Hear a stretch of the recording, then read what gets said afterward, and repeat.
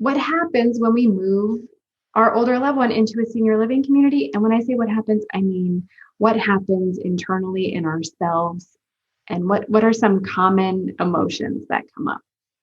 In my close to 20 years of experience in working with older adults and their families, some of the most common emotions I see arise are guilt and shame, and also sadness, because there are a lot of losses when we're moving our older loved ones into senior living. But today I'm going to focus on guilt and shame and talk a little bit about how it is that guilt and shame emerges, and then what to do about it. So I'm going to share 5 strategies for what to do to help you move through some of this guilt and shame. I'm Dr. Regina Kett. I'm a board-certified clinical psychologist, and I specialize with older adults and families. I created the Psychology of Aging podcast to answer some of the most common questions I get about aging. Questions about mental health and wellness, changes in the brain like with dementia, relationships and sex, caregiving, and even end of life. Like I say in my therapy groups, no topic is off topic. We just have to have a healthy way of talking about it. So if you're an older adult or caring for one, you're in the right place. Let's get started. The last few weeks, I've been talking about having a conversation with your older loved one about moving into a senior living community or looking for senior housing in a long-term care community or a personal care home. This conversation can bring up lots of emotions for you, the caregiver. Emotions like guilt or resentment or shame. Maybe we grew up with the message that we should be providing care for our older loved ones as they get older. And then life has another story. Maybe you're working a full-time job. Maybe you had kids like me later in life. I had my kids in my 40s. So maybe you have little kids and parents who need your help. Maybe you have a full-time job. Maybe you're the breadwinner and you can't provide as much care to your loved one as they need. And moving into senior living or senior housing is the best option for you all as a family. But that can bring up so much emotional distress and discontent, back to those feelings of guilt, like I should be a dutiful daughter or I should be a dutiful son and move my aging parent in with me and help them out. Or I feel guilty that I can't do that. I always had this vision that I would do that at some point, but somehow this decision is coming up sooner than I anticipated. This episode today will help you to figure out how to process some of these intense feelings that can come up when you're helping your older loved one or your aging parent to move into a senior living community. And I'm talking about the intense emotions that can come up for you. How does guilt and shame even arise in this conversation around moving our older loved ones into senior living? As we were growing up, I'm sure as you were growing up, you got messages about caregiving. So what's expected of you and your role in the family. In our culture, we do this as a family when people need care. In our culture, we do that as a family when people need care. Good daughters do these sorts of things when people need care. We're constantly given messages in society, in media, in our churches, in our families about what to do, what caregiving looks like, and what to do when older adults need our support and care. These are important. I don't want to dismiss how important these systems are and these cultural values are. And at the same time, we also live in a world where we often need 2 incomes to make ends meet. Maybe you had children in your 40s and now have little ones at home and aging parents who need your help, and you don't have the capacity to do it all. Maybe you're also working full time. Maybe you don't have the financial resources to do it. Maybe it's more cost effective for your older loved one to move into a Medicaid supported living environment. Maybe your relationship is complicated, and maybe it would not be healthy for either of you and your aging parent, for you to provide care in your own home. And even with all of these things said, it can bring up a lot of guilt and shame. So, what's the difference between guilt and shame? So, guilt and shame are similar in that they both are experiences or emotional experiences that have to do with self criticism or self appraisal. But they're different in that, for example, like shame is more focused on our character. I am bad. I'm a bad daughter for moving my older loved one into a senior living community. Where guilt is more, I did something bad. I moved my older loved one into a senior living community, and that was bad.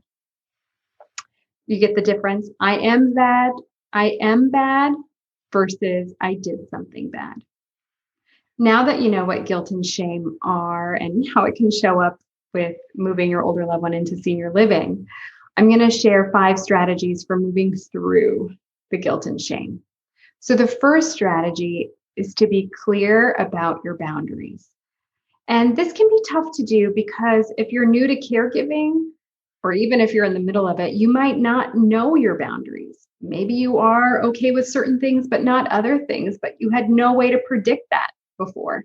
That's okay. You can anticipate what your boundaries are, and you can always change and modify what your boundaries are.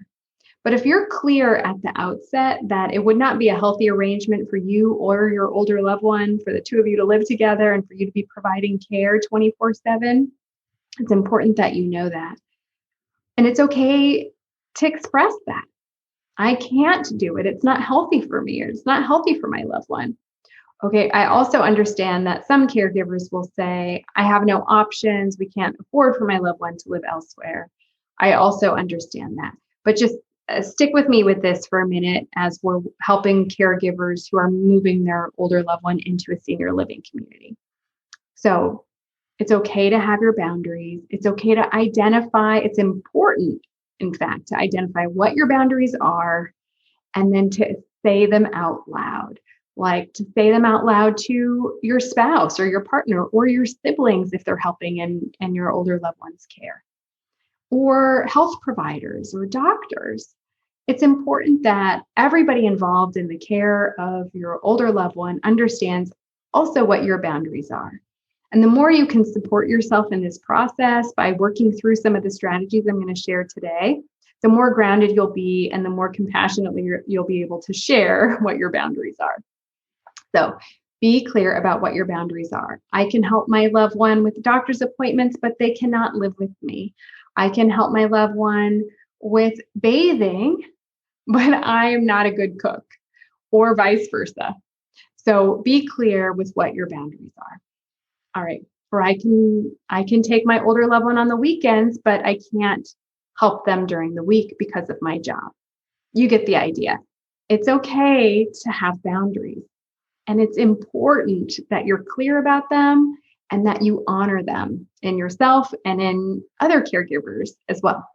The second strategy for moving through guilt and shame as a caregiver is to be a friend to yourself. So when you're noticing that you're being hard on yourself, like I'm a bad daughter for moving my aging parent into a senior living community and not being here for them in the way that I imagined I would be, or the way that my parent imagined I would be a friend to yourself. Respond to yourself when you're having that thought like you would respond to a friend. So, gosh, this is a really tough situation. I'm so sorry you're going through this. What a dilemma. What a difficult decision that you have to make. I mean, either direction, it's going to be hard. I feel for you. That's what I would say to a friend. So be a friend to yourself. The third strategy is to know that you're not alone. Other people in this situation who are moving their older loved one into a community or a long-term care or personal care home often feel the same way and often have to work through their own feelings of guilt and shame too. You're not alone. So I hope that gives you a little piece of comfort and sense of belonging, that this is a universal experience. Other people are experiencing it too, and other people are moving through it too. And you can do this. So the fourth strategy for moving through guilt and shame is to focus on positive aspects of your relationship with your loved one and the ways that you're positively contributing to your loved one's care. So what guilt and shame are really good at are getting us to identify all the ways that we are indeed a bad daughter or we indeed did a bad thing. But that's not the full picture. The full picture are also positive ways that you're contributing. So instead of letting guilt and shame win by identifying all the ways that you're not being the best caregiver ever, identify ways that you are contributing positively to your older loved one's care. Like, I call my older loved one every day, or I do a window visit or an outdoor visit with my loved one once a week, or I call the senior living community daily to get an update on my loved one. Or I was able to take my loved one to the doctor a few times last week, and then we went to lunch, and that was lovely. Find ways that you are contributing in a positive way and focus on those. Don't let the guilt and shame win. All right. The fifth strategy is to practice mindfulness. And mindfulness is essentially holding in our mind's eye our thoughts and feelings. So you get still and quiet and you focus, you pay attention to what's coming up for me right now. Wow, I'm noticing after I leave a visit with my older loved one in the senior living community, I feel so sad. And then that sadness jumps to feeling like I'm a bad daughter, like I shouldn't have made this decision.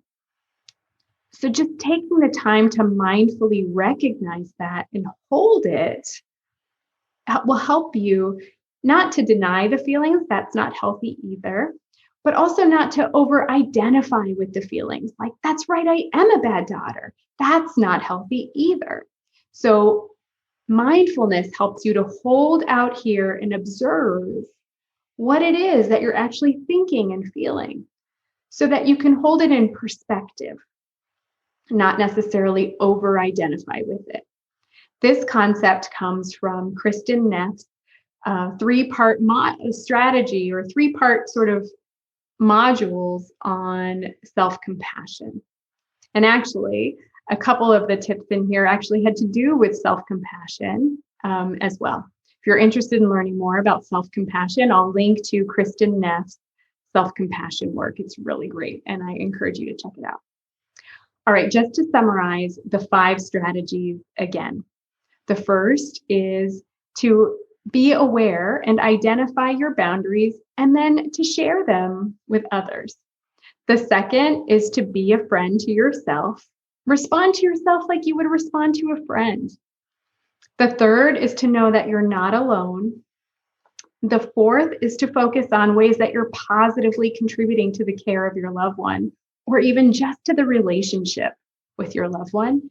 And the fifth is to practice mindfulness around these intense feelings that you're having and not over-identify with them too much and also not avoid them.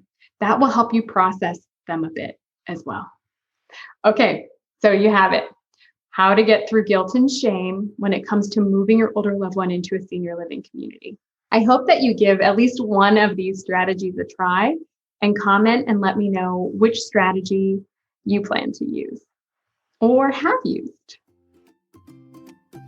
That's all for today. Now it's your turn. All you have to do is subscribe, leave a review, and share this episode with others so that they can be part of the conversation too. One last thing, a special thanks to Jasmine Joyner, our Psychology of Aging podcast intern, for all you do. Lots of love to you and your families. Bye for now. Lena, do you think aging is scary? No, No? Why not? it makes us happy. Aging makes us happy? Yeah, I want to be bigger and taller.